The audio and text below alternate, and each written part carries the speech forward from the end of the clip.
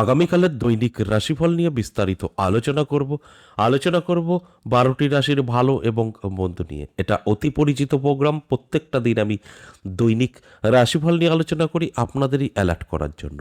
আগামীকাল 20 জুলাই সোমবার, ষষ্ঠী তিথি, হস্তা নক্ষত্র, শিবযোগ ও জন্মরাশি কন্যা। এবার 12টি রাশিকে নিয়ে বিস্তারিত আলোচনা করব আপনার ভালো, আপনার খারাপ।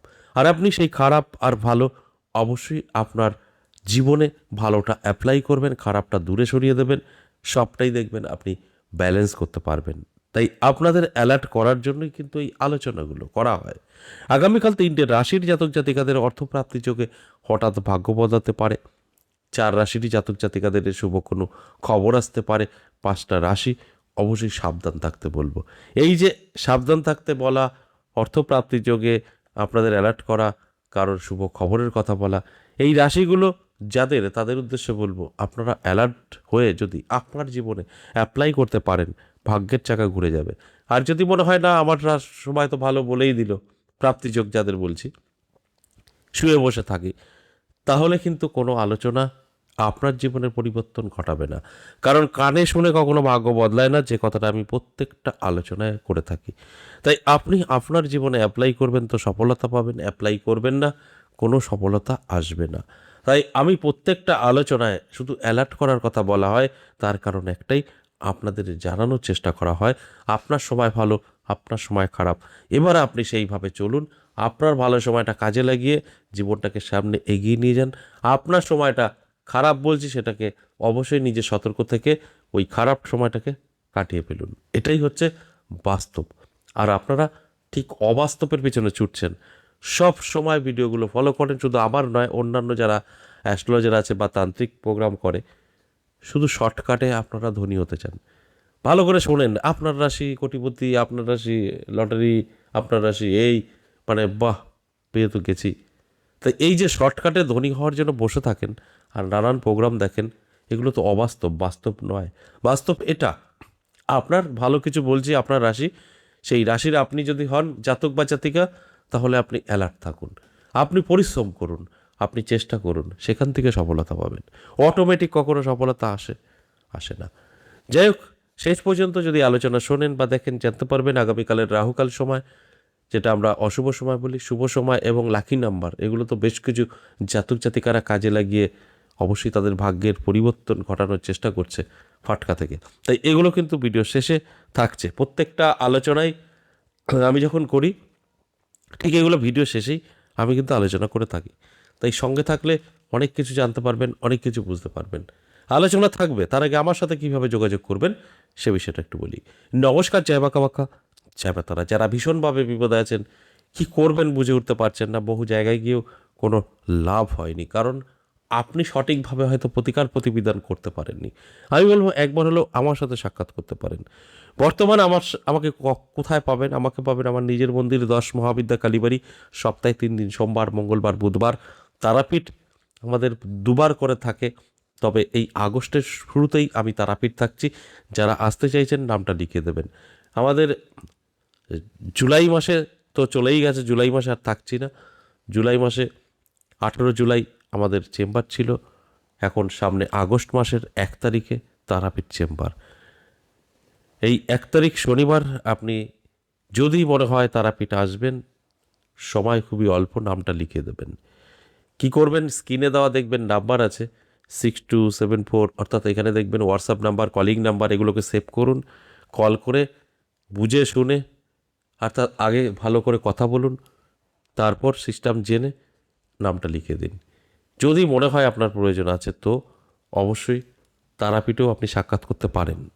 আবার অনেকেই আছে বহু দূরে থাকেন, তারাপীঠ এবং আমাদের বীরনগর 10 মহাবিদ্যা কালীবাড়ি আসা সম্ভব নয় আপনার, সেক্ষেত্রে বলবো আসার দরকার নেই। আপনি আপনার বাড়িতে বসেই আমার সঙ্গে সাক্ষাৎ করতে পারবেন।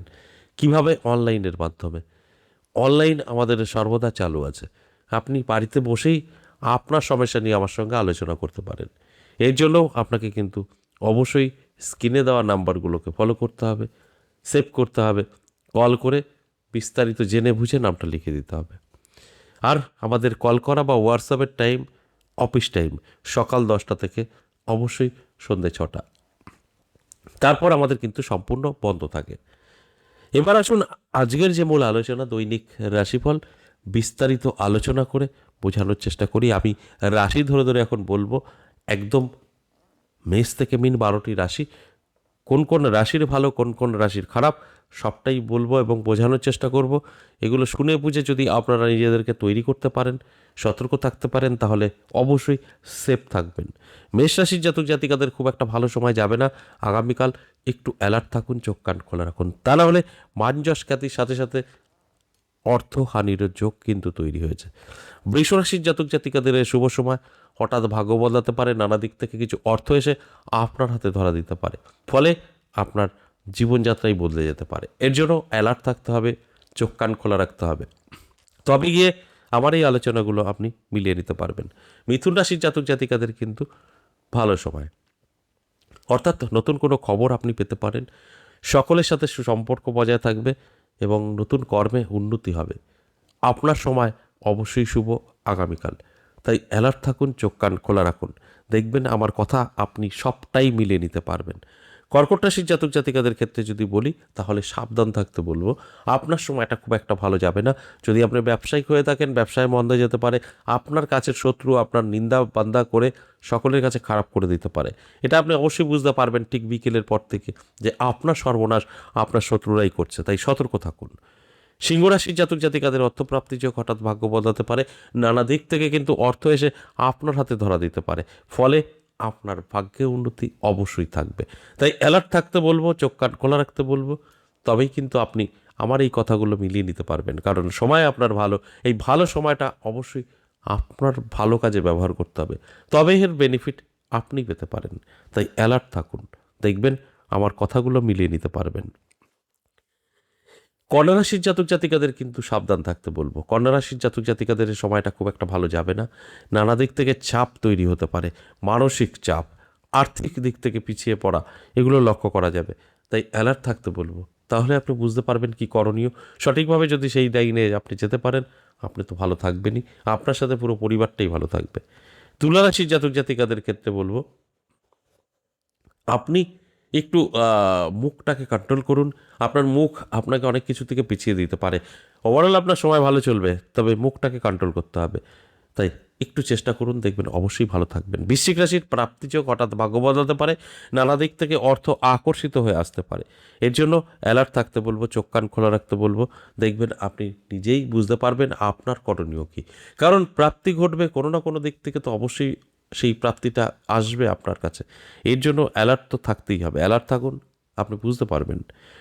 ধনুরাশির জাতক জাতিকাদের সাবধান থাকতে বলবো। আপনার কিন্তু বদনাম সমালোচনার সাথে সাথে আপনার নানা দিক থেকে চাপ তৈরি হতে পারে, ঋণে জড়িয়ে যেতে পারেন এবং বাড়ি থেকেও সকলের কাছে অপ্রিয় হয়ে যেতে পারেন, যেখানে দাঁড়িয়ে আপনাকে খুব একা লাগতে পারে, যে না আমার তো কেউ নেই।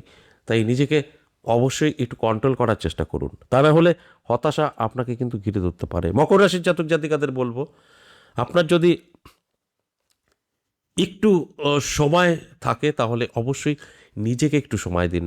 আপনি যদি নিজেকে সময় না দিতে পারেন, তাহলে কিন্তু আপনার অনেক বড় একটা ক্ষতি হওয়ার সম্ভাবনা থেকেই যাচ্ছে। কারণ আপনার অনেকেই চাইছে আপনাকে পতন করার, সেটা অনেকে বলতে আপনার আত্মীয় স্বজন বন্ধু বান্ধব।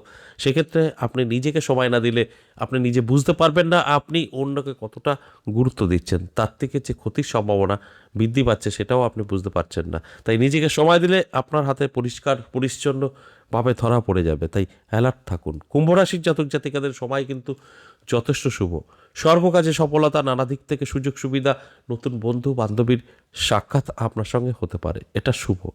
মীন রাশির জাতক জাতিকাদের কিন্তু বলবো, স্বাস্থ্য সাথ দেবে না, শরীরের যত্ন নিন, রিচ খাবার থেকে দূরে থাকুন। এতক্ষণ যে আলোচনা হলো সম্পূর্ণ ওভারঅল প্রেডিকশন, এখানে কারোর ব্যক্তিগত জন্মছক বা হস্তরেখা বিচার বিশ্লেষণ করে হয়নি। তাই এখান থেকে সকলের যে সেম সেম হবে তা কিন্তু না, 50% লাভবান, 50% নাও মিলতে পারে। এবার আসুন আগামীকালের অশুভ সময়, যেটাকে আমরা রাহুকাল বলি। সকাল 6:43 থেকে সকাল 8:23 সময়টা রাহুকাল। এই সময়টা আমরা অশুভ সময় বলি, কোনো শুভ কাজ করা যাবে না। এছাড়া সারাটা দিন শুভ। এবার লাকি নাম্বার 9743, এটা 12টি রাশির জন্যই প্রযোজ্য। আশা করি বুঝতে পেরেছেন। আজ এ পর্যন্তই, আবার আসবো নেক্সট ভিডিও নিয়ে। ততক্ষণ ভালো থাকুন।